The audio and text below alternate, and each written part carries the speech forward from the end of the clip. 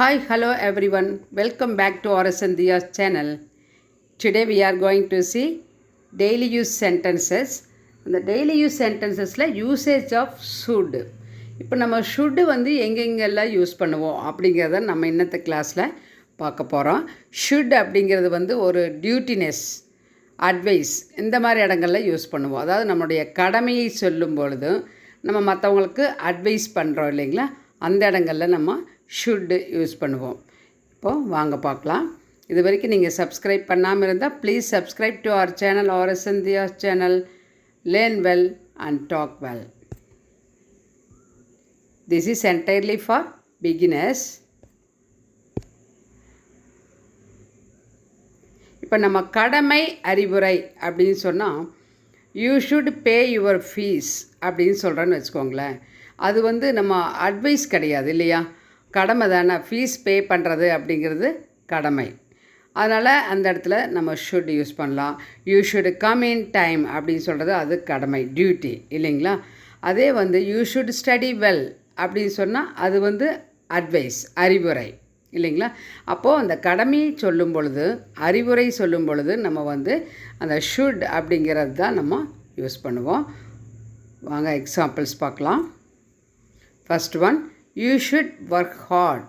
இது வந்து அட்வைஸ் இல்லைங்களா. நீங்கள் கடினமாக உழைக்கணும் அப்படின்னு ஒருத்தர் பார்த்து சொன்னோம்னா அது வந்து advice. You should work hard work பண்ணுங்கன்னு சொல்கிறோம். இது வந்து advice. Next you should practice. நீ நல்லா பயிற்சி எடுக்கணும்னு சொல்கிறோம் இல்லைங்களா.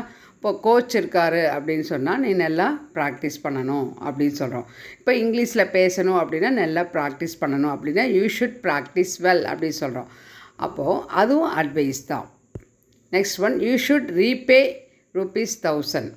இது அட்வைஸ் கிடையாது, இது வந்து கடமை. நீ வந்து ₹1000 நான் எதுக்கு கொடுக்கணும் அப்படின்னா அவங்க கொடுக்க வேண்டியது இருக்குது, அதனால் நீங்கள் ரீபே பண்ணணும். ₹1000 வாங்கிக்கிறீங்க, ரீபே பண்ணணும்னா you should repay ₹1000.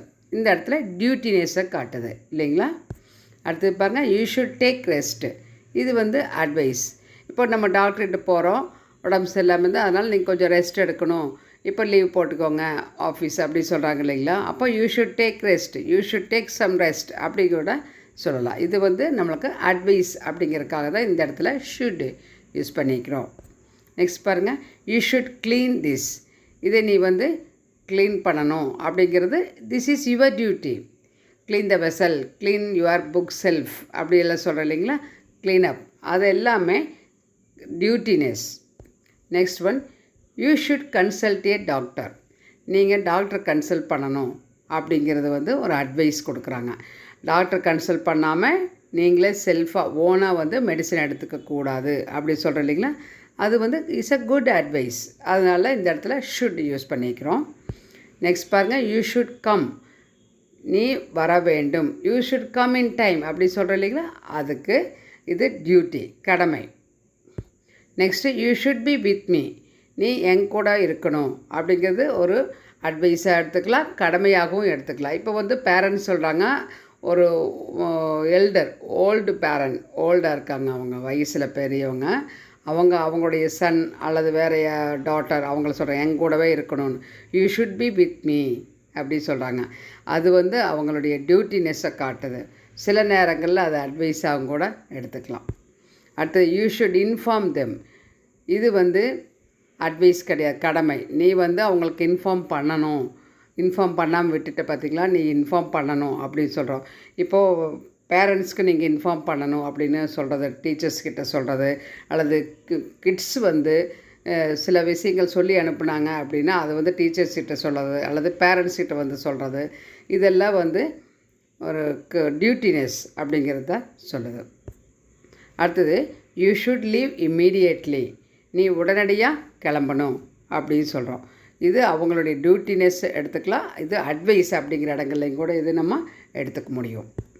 Next, you should think about it.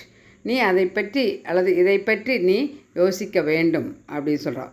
யோசிக்கணும், யோசிக்காமல் முடிவெடுக்காத அப்படின்னு சொல்கிறோம். இது அட்வைஸை நம்ம எடுத்துக்கலாம். Next, you should be sorry for this. நீ இதுக்காக வருத்தப்படணும். இப்போ ஒரு தப்பு பண்ணிட்டோம் அப்படின்னு சொன்னால் அதுக்காக நம்ம வந்து சாரி கேட்டு வருத்தப்படணும், மனசார வருத்தப்படணும் இல்லைங்களா. அது வந்து அட்வைஸாக தான் அவங்க எடுத்துக்கிறாங்க. You should be sorry for this அப்படி சொல்கிறோம். அட்வைஸ் இது. Next you should ask him. நீ அவரிடம் கேட்க வேண்டும். நான் எது கேட்கணும் அப்படின்னா அவங்க நம்ம சுப்பீரியர், அப்போ நம்ம அவங்கக்கிட்ட தான் நீ கேட்கணும் அப்படின்னா திஸ் இஸ் யுவர் டியூட்டி. அதனால் இந்த இடத்துல வந்து கடமை அப்படி தான் சொல்லுவோலையே, அறிவுரை அப்படிங்கிறது நம்ம எடுத்துக்க முடியாது. சரிங்களா? Next you should respect your elders. This is advice இல்லைங்களா? நீ வந்து பெரியவங்களுக்கு மரியாதை கொடுக்கணும் அப்படின்னு சொல்கிறது advice. Next you should pay attention. நீ கவனம் செலுத்தணும். இப்போ வந்து கிளாஸில் நீ வந்து யூ ஷுட் பே அட்டென்ஷன் அப்படின்னு நம்ம குழந்தைகளுக்கு சொல்லி அனுப்புகிற பேரண்ட்ஸ் அப்படின்னா இது வந்து அட்வைஸ். அதே மாதிரி யூ ஷுட் பே அட்டென்ஷன் அப்படின்னு டீச்சர்ஸ் சொல்கிறாங்க, அதுவும் அட்வைஸு. டியூட்டினஸ் ரெண்டுமே நம்ம இந்த இடத்துல எடுத்துக்கலாம்.